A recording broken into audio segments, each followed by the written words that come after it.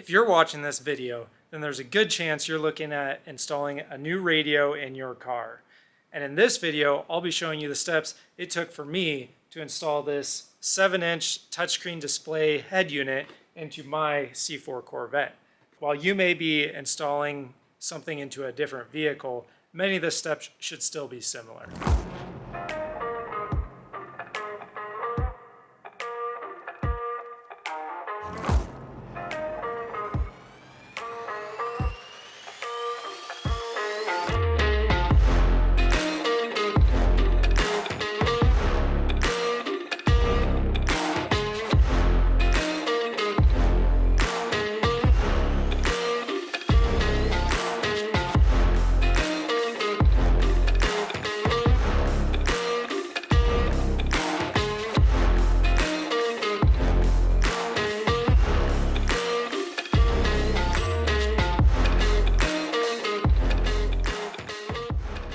In order to let the new stereo know when the vehicle is in reverse, I am going to tie into the reverse lights. I was originally going to tie in closer to the head unit, but I just couldn't find a location where I could easily tie in and make a soldered connection. So I am going to run the wire clear from the back of the car to the front. I just have a lot more cable to work with here.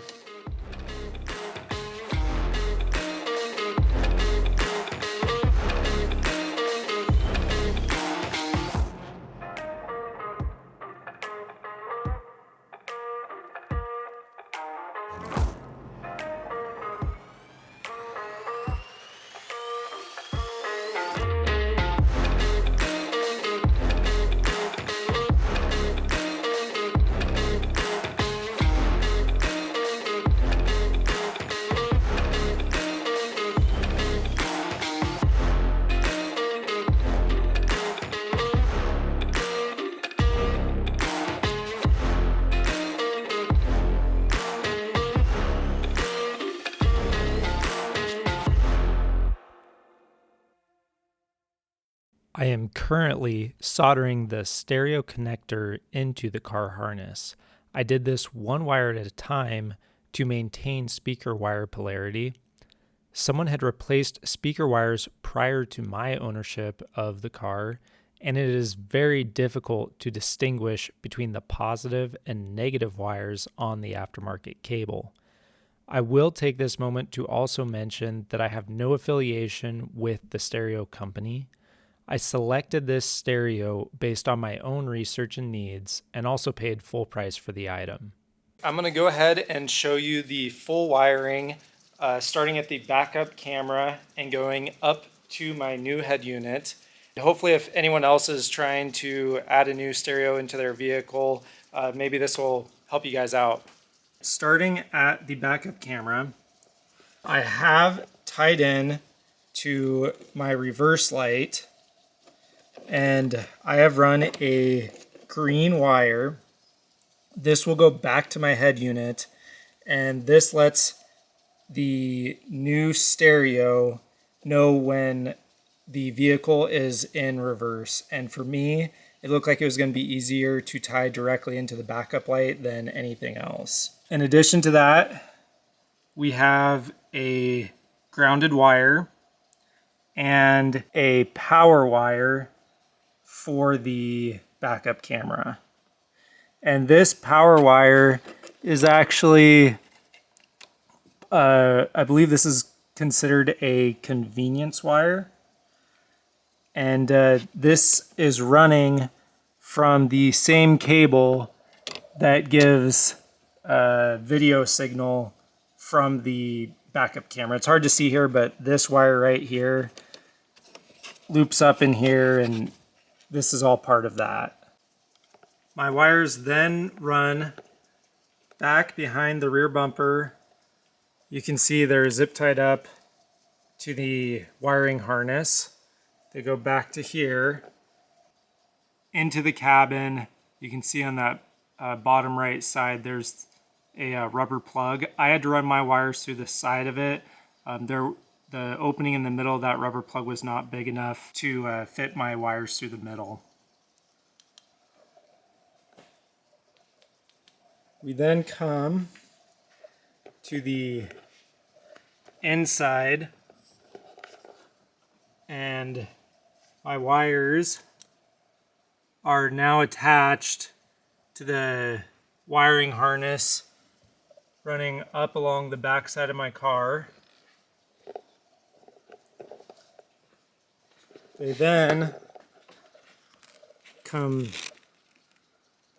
down through here, and I did have to disconnect the passenger seat belt, and it runs, I don't know if I can show this right now, down through there along the bottom. This is along the bottom of the passenger door on the inside. The wires then come up. They go up underneath, and there's a spot I was able to push the wires up and into the radio area. And you can see here's that green wire that I ran from the back. So we're now all wired in to a plug for the new radio. And we'll go ahead, button up all of the panels, and after we get everything all buttoned back up, then we will get the new radio in place. I'm about ready to install the head unit in the car, and I wanted to give you just a tip on positioning of this bracket so that your touchscreen has good location in the car. Unless you have a C4 Corvette, this might not be relevant. This unit came with both of these pieces installed, and I have opted to remove them as the location that I will install the head unit is a little bit different than what most people would be doing.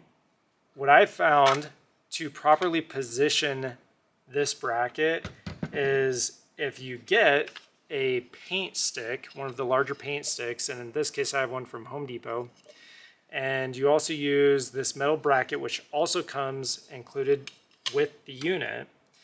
If you put them together, their thickness is about 0.275 of an inch, and that is the appropriate thickness, or very close to it, if you place them right on these two bosses and then slide this bracket tight up against it.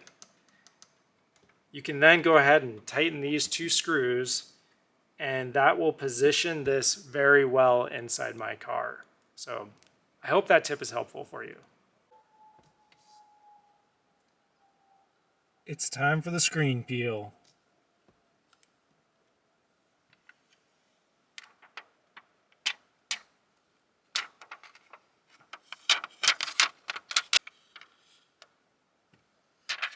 Oh, that looks good.